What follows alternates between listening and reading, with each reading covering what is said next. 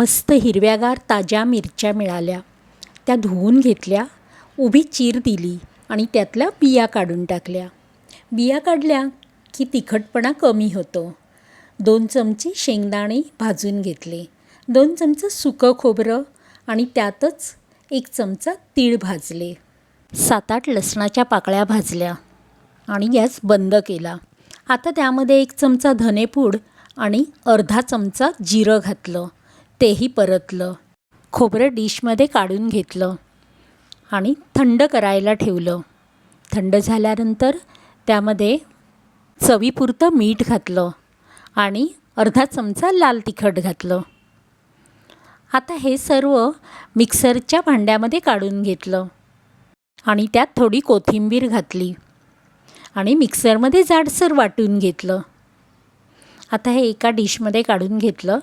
आता यामध्ये 1 चमचा तेल आणि लिंबू पिळायचं, पण मी यामध्ये लिंबू तेल न घालता कैरीच्या लोणच्याचा खार घातला. आता हे सगळं मिक्स करून मिरचीमध्ये भरायला घेतलं. मिरचीला चीर दिली आहे, त्यामध्ये व्यवस्थित दाबून भरायचं आहे. अशा सगळ्या मिरच्या भरून घेतल्या.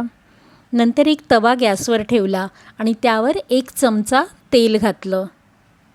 तेल चांगलं तापलं, मग या सगळ्या मिरच्या तव्यावर व्यवस्थित लावून घेतल्या आणि 3-4 मिनिटं झाकण ठेवून भाजून घेतल्या.